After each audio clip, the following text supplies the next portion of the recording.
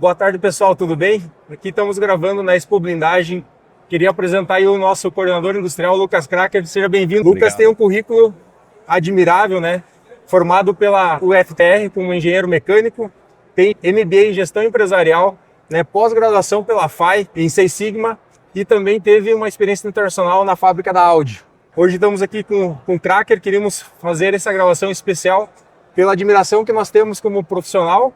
E para começar, nada além de falar aí dos seus 8 anos na GP já, né? Começou como trainee, como tem sido esses 8 anos na GP?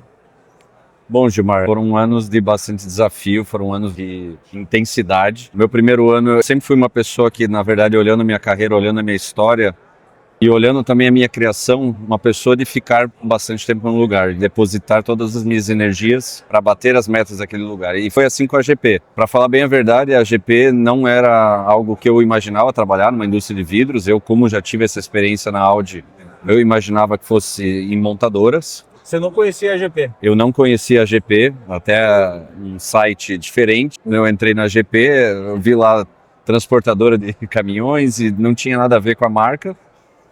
Acabou que o site estava em outra posição, mas quando eu vi que era de vidros blindados, me interessei. Mas, de novo, cheguei lá, não era também o que eu imaginava, porque a gente pensa fabricação de vidros.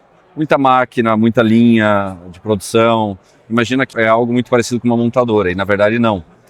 O processo encantou desde a primeira visita, então já na integração, primeiros contatos, deu para ver o quanto as pessoas também tinham uma paixão de trabalhar lá. E o meu primeiro ano foi isso, proximidade com os gestores, proximidade com a própria direção que nós tínhamos, pessoas, referência.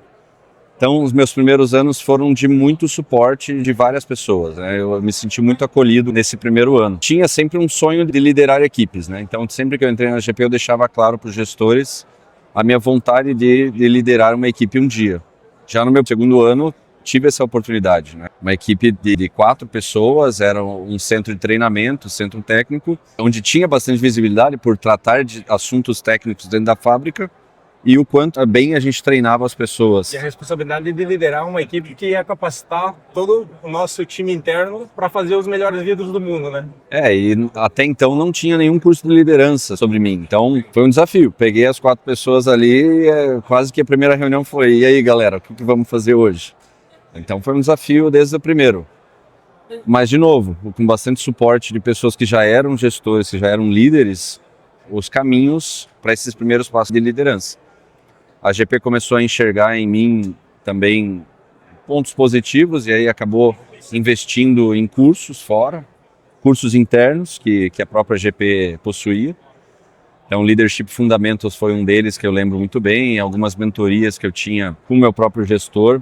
O aprendizado, né? O que a gente tira de bom de cada líder que a gente teve, né? Nunca olhar, acho que muitas pessoas falam do líder e enxergam um lado ruim, meu líder é isso, meu líder é aquilo, mas não, procure enxergar o que ele tem de melhor. Eu tive líderes muito bons em técnica e eu tentei pegar isso deles, mas em termos de pessoa não eram referência, enquanto outros eram excelentes nos dois. Então, acho que a gente se espelha, né? Ter a humildade para escutar e buscar entender, se colocar no lugar do outro, com a equipe e tudo mais. Eu acho que vendo todo esse crescimento ali já em 2018 eu tive essa oportunidade de liderar uma equipe. Em 2019 já assumi a engenharia de processos, que também abraçava o centro técnico. Então agregaram mais 4 pessoas na minha gestão. Eu estava com 2 anos de EGP, e outras pessoas que tinham 14 anos de empresa, né? Então, como foi o desafio, ainda jovem, de 26 para 27 anos, liderando pessoas de 40, que já estavam ali há bastante tempo. Então, como foi esse desafio? E eu botava muito para mim que a humildade era o essencial, né? Se eu não colocasse as ideias de quem conhecia mais na mesa e levasse à frente, tentasse brigar por elas, parece que as coisas não iam funcionar. Acho que, resumindo, para a gente chegar nesse período que nós estamos agora, é o quanto foi agregando em termos de conhecimento técnico que a própria equipe me passou, né? Nesse período da engenharia de processos era a fábrica toda, então eu estive sob a fábrica toda. No processo de reconstrução pós-pandêmico, da pandemia, eu tive uma oportunidade de liderar a planta toda, então Aí já agregou a produção, além da área técnica do CT e da engenharia de processo, veio a produção, então foi um baita desafio. Aí nós estávamos falando da planta ali, desde o princípio do nosso processo até a área final. Foi um baita desafio. Legal. Cracker, aí você fala, né, que você começou ali com 4 pessoas e hoje você tem mais de 100 pessoas na tua equipe, né? Então me fale um pouquinho dessa experiência, da maturidade na tua liderança, no teu desenvolvimento, liderar líderes, né, que também traz um outro desafio, mas também como você trabalha dentro da tua liderança, construir equipes de alta performance, né? Então a gente vê que nos últimos anos, internamente, a gente tem vários recordes que a gente tem cumprido e, logicamente, a gente só consegue esses recordes através de uma excelência interna, através do capital humano que a gente tem, né? Então, fale um pouquinho sobre essa ampliação também da tua responsabilidade e como é liderar essas 100 pessoas que estão abaixo da tua gestão. Eu acho que conforme o tempo te dá mais pessoas, né, as oportunidades te dão mais pessoas dentro da tua estrutura. Hoje eu tenho 12 pessoas diretas e as 100 indiretas. Dentro desses 12, quando a gente começa a agregar tantas pessoas, a gente já não olha mais tanto para processos, necessariamente. A gente olha para pessoas. Então, dentre os processos são reuniões semanais, quinzenais com equipes, enxergar nos engenheiros também possíveis lideranças, né? Então, além dos supervisores que já temos, possíveis lideranças. Processo constante de avaliação, mentoria. Processo constante de avaliação de cada um deles, eles entenderem que eles também serão líderes um dia, ou que por mais que não queiram ser por cargo, eles têm que entender liderança que indireta no dia a dia. É uma liderança indireta. Então, o desafio é esse, é estar mais próximo deles, não deixar o processo de lado, porque nós queremos líderes que façam certo, bater metas, fazendo certo, mas o desafio passou a ser as pessoas, não deixa de ser, né? E o processo de humildade, né? Porque acho que as pessoas vão agregando mais e mais estrutura e acham que estão ganhando poder, e não necessariamente é isso, é somente isso, né? Então você tem que escutar ainda assim as pessoas, as 100 que estão contigo, para buscar entender se existem gaps dentro dos seus líderes também. Então, se eu quero que aquela pessoa e que ela se espelhe na posição que eu estou, eu preciso cuidar de como ele está tratando os que estão sobre sua estrutura, né? Então é um processo constante de avaliação e mentoria semanal, quase que diária também. De motivação, de celebrar os resultados. Exatamente. É um trabalho contínuo, legal. Exatamente. Passando um pouquinho aí já para a nossa parte técnica, né? Então a gente está hoje na Expo Blindagem fazendo o lançamento do IB Pro. Se você puder falar um pouquinho como foi participar nesses últimos anos na evolução dos nossos vidros, né? Então, das novas gerações do B33, o IB33 e o IB Pro, que a gente chega nesse lançamento, né? Então, muito disso eu acho que tem tua participação com a tua equipe e como foi chegar nesse ponto de nível de tecnologia e de sofisticação que a gente tem recebido vários feedbacks aqui na feira. Primeiro, acho que a palavra que se resume é orgulho de participar de um projeto tão grande, na maior, de vidros blindados. Mas recapitulando lá o IB, quando eu entrei, ele estava na geração 4. Então, para você entregar um produto, a gente prometia tempos absurdos de entrega pela complexidade que ele tinha dentro da planta, pelas perdas que eles possuíam. Então, a geração 4, por exemplo, acho que só para recapitular para a galera que vai escutar isso, o vidro externo, vidros internos eram curvados em processos diferentes, o vidro externo tinha que passar por um processo químico, o material de borda nem sempre era padronizado, então tínhamos muito problema na borda, que é uma das características do IB33, na sua beleza, na sua tecnologia, e nunca saía muito 100%. Ele era um produto, ele tinha uma alta complexidade em planta, digamos assim. E conforme o tempo for passando, hoje nós chegamos na geração 7. Foram feitos estudos, né, em cima do IB33, de como torná-lo mais simples para a planta fazer, que entregue num tempo de entrega menor, gerando final, proposta de valor para o cliente final. Gerando proposta de valor, legal, reduzindo os custos internos e garantiu o que ele tem de mais bonito, que é preservar as características que o tornam diferente de qualquer outro. Então, o aço, a pintura desse aço, é quase que a gente não fala mais de um produto balístico com o IB, a gente fala de um produto luxuoso. legal. Porque a gente já não duvida mais da competência e da durabilidade balística que ele possui. Legal. A gente já está falando agora do luxo, né? E participar aqui para falar sobre o IB Pro, então traz ainda mais essa tecnologia avançada, né?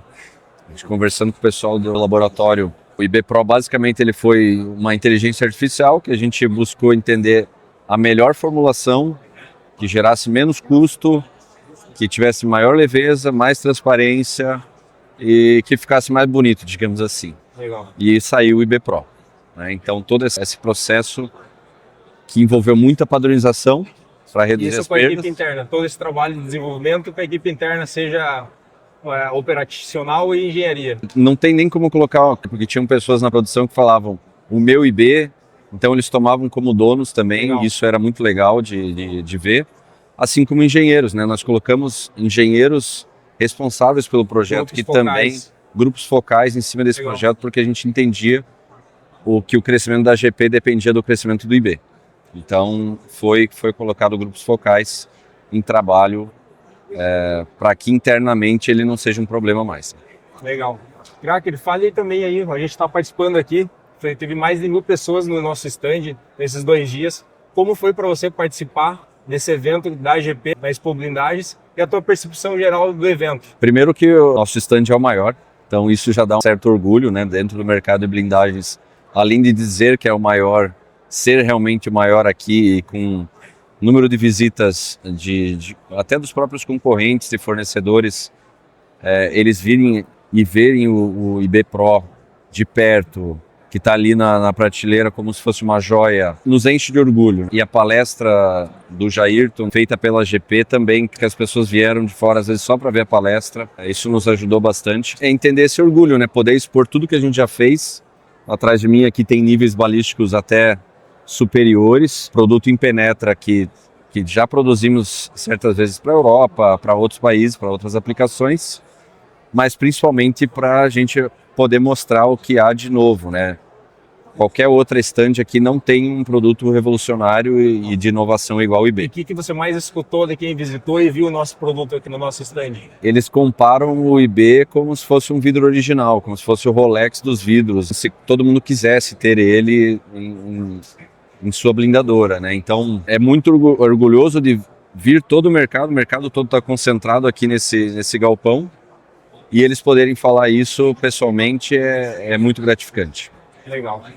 Cracker, imagine que nossas 1.000 AG Peoples estão nos assistindo agora. Essa mensagem vai chegar para eles nesse momento e também para todos os nossos clientes que nos seguem nas redes sociais. Qual que é a tua mensagem final para eles? Eu acho que a mensagem final que nós temos para passar para esses 1.000 AG Peoples que estão nos assistindo e para os clientes, principalmente o que eu já falei bastante sobre aqui na palestra, é sobre a humildade. Então a gente ter a humildade de escutar, a gente ter a humildade de trazer inovações ao mercado, de trazer resultados impressionantes, né, dentro da fábrica e fora dela. Esse orgulho que nos dá é considerar que nós somos uma empresa de inovação também. O céu é o limite nesse momento, né? Nós vemos isso nos nossos produtos e espero que o mercado esteja preparado para os próximos passos. Legal, Cracker. Quero agradecer aqui o Cracker pela parceria de sempre, né? Eu vi aí o Cracker crescer dentro da companhia desde os primeiros passos e hoje está aqui representando a GP, ser um líder referente da GP que inspira muita gente. Fico muito orgulhoso. Espero que vocês tenham gostado do material. Sigam nós nas redes sociais, curtam esse material, compartilhem, que a gente possa ser uma empresa sempre de sucesso, sempre respeitando as pessoas e sendo sempre inovador. Valeu, pessoal. Obrigado. Obrigado.